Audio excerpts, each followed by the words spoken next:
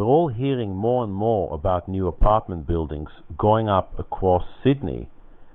But what's actually changed over the last few years? And why are we suddenly seeing this push? The reality is, the New South Wales government has set aggressive housing targets. To hit those numbers, they've had to fundamentally change the way development works: approvals, zoning, height limits, the whole framework. And there are really two major planning reforms driving this shift. The first is the low and mid-rise housing policy. In simple terms, this lifts the baseline.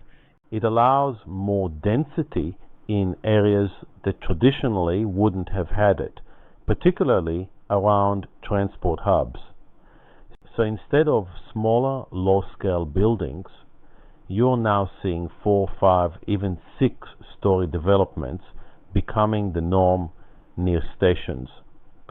The second, and this is where it gets more interesting, is the Housing Delivery Authority. This is a state-level panel introduced in early 2025.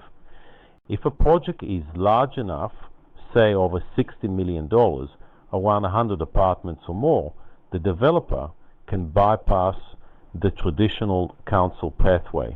They submit directly to this panel, and if it's approved and backed by the minister, the project becomes what's called state significant development, which means council is no longer the decision maker.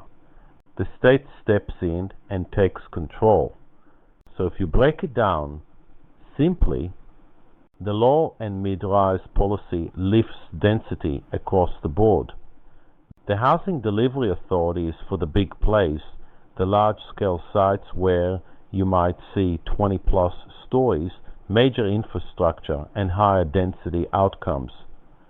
Two reforms, two different pathways, but together they're completely reshaping Sydney's development landscape.